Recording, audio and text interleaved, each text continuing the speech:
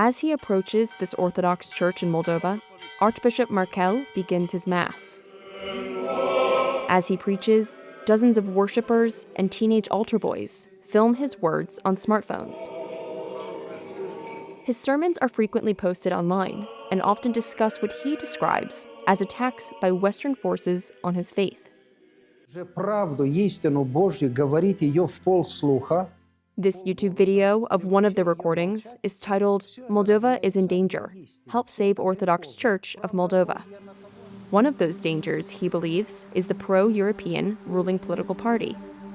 And as a parliamentary election looms in the former Soviet state, Reuters has discovered a surge in online content like this from Moldovan Orthodox parish accounts, urging the faithful to take a stand against the government's push towards the West.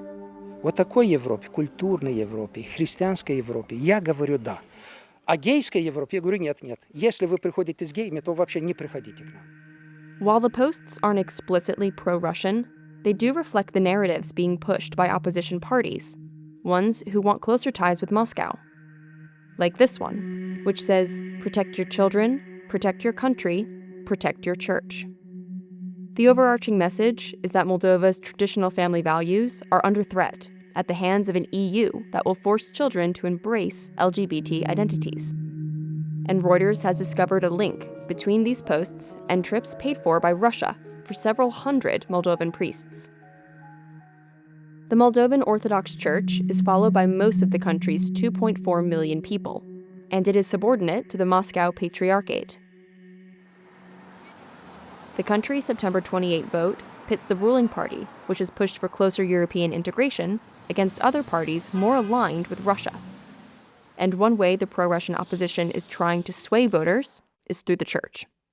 The most immoral feature of Russian electoral interference in elections in Moldova is the use of the most trusted institution, the church. Stanislav Secriaru is the national security and defense advisor to the Moldovan president.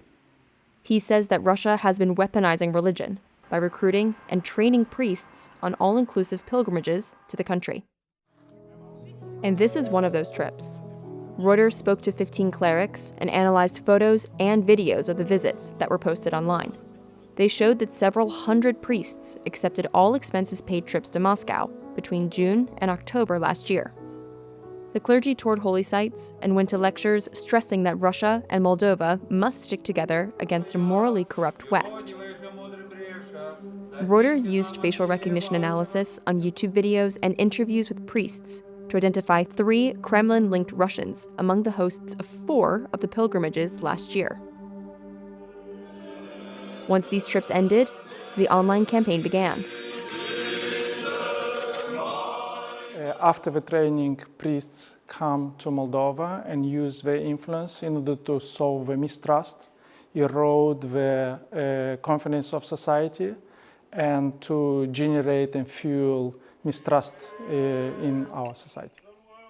Some of the priests told Reuters they were given debit cards issued by a Russian state bank and were told they would receive more money, but only if they set up social media channels to warn parishioners of dangers of the government's push for closer ties with Europe.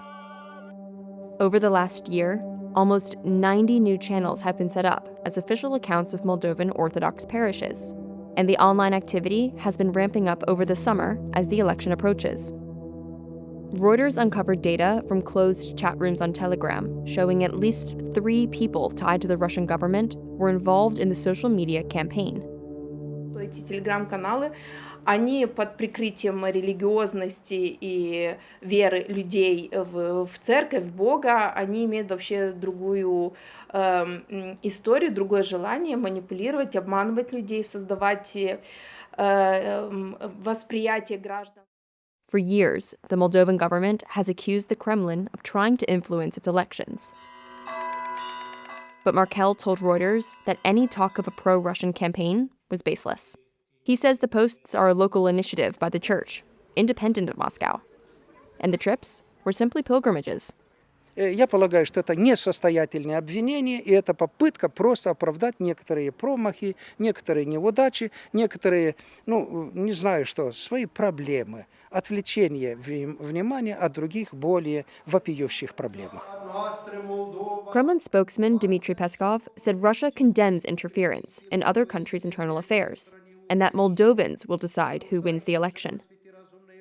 The Moldovan Orthodox Church and the Russian Orthodox Church in Moscow didn't respond to requests for comment. The Russian Church has said previously it was funding an apolitical program to bring over Moldovan clergy and strengthen ties.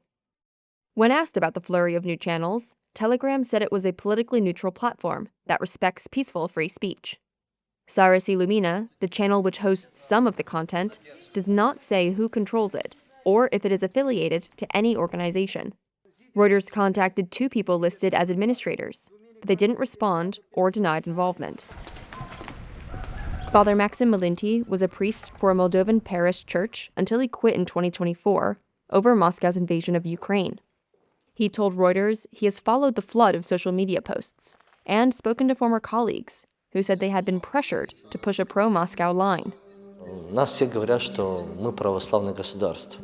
И если церковь будет говорить о том, как нам хорошо с Россией, то и будущее нашей страны будет в том же ракурсе.